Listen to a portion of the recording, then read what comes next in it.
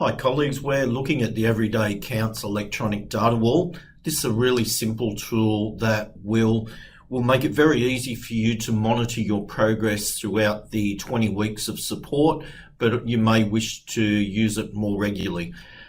When you get it, there's every chance it'll open on this tab. However, I strongly urge you to click on the instructions tab, which will take you through a lockstep process. And once you've done it once here, it's very simple to use. However, if we go over to data, I will take you through it. Now, we've got the data gets entered into the table and that will auto populate these graphs. What I'll do though is I will just enlarge our screen to make it a bit easier for you to see.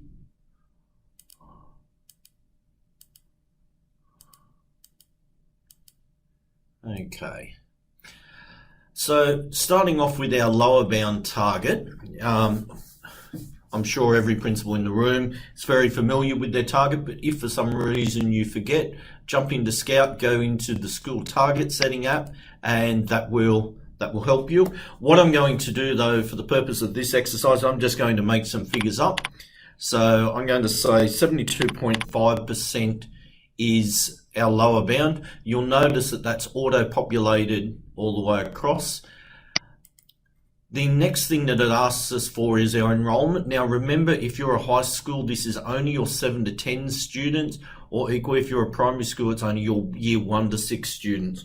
So again, for ease of operation, I'm just going to say 800. Now with that one, again, it's auto-populated. Depending on your school, you may choose to adjust these every 5 weeks, depending on the level of mobility. A few students either way really doesn't make a lot of difference.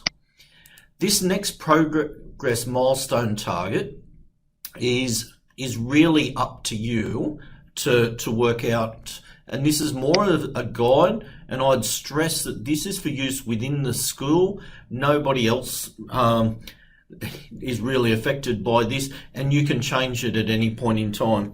For the purpose of today, I'm going to say that our school is currently getting 65% of students attending, and so I'll put that in as both our milestone but also as the percentage of students attending above 90%.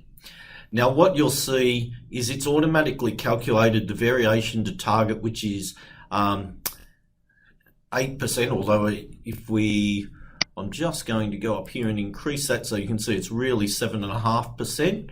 7.5% of 800 enrollments shows us that we have 60 students requiring uplift.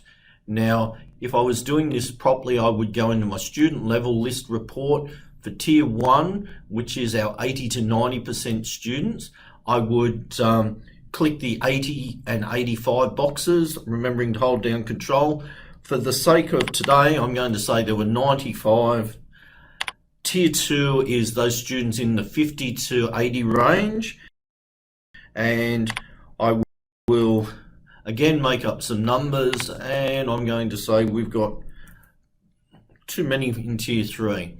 So what that does is it starts to auto-populate our graphs, and I'll just show you by filling in some figures for workshop 2. Oh, we haven't finished our milestone. So we're at 65 and we want to get to 72.5%. We know terms 1 and 2 are the best attended terms in the year, so it's probably a big ask to get there by the end of term 4. However, I'm going to suggest for my school we're going to look at 70% by the end of the year. And these are, as you can see, I'm just putting them in as quite arbitrary figures. Hopefully you'll spend a little bit more time thinking about what you're going to do and what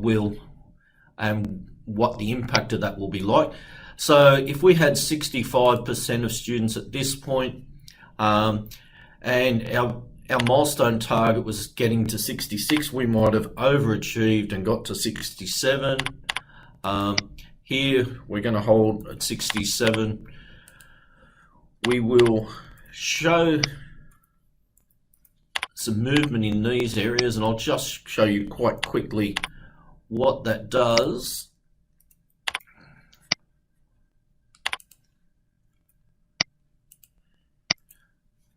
So if I now scroll out,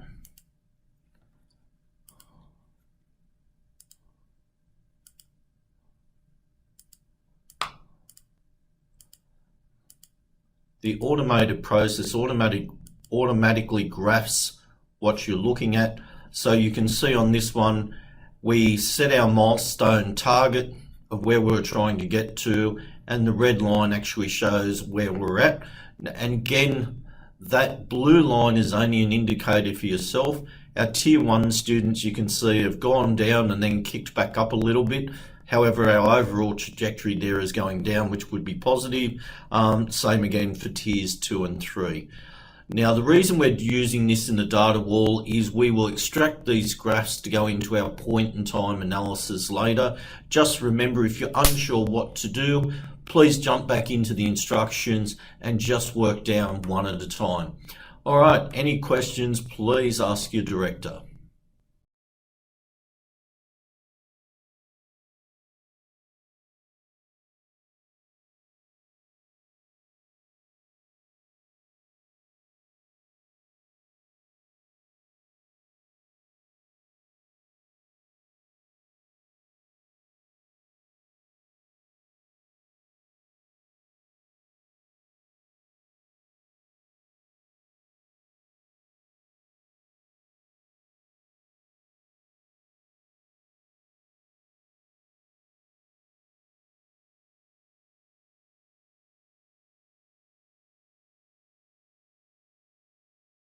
Jump back into the instructions and just work down one at a time.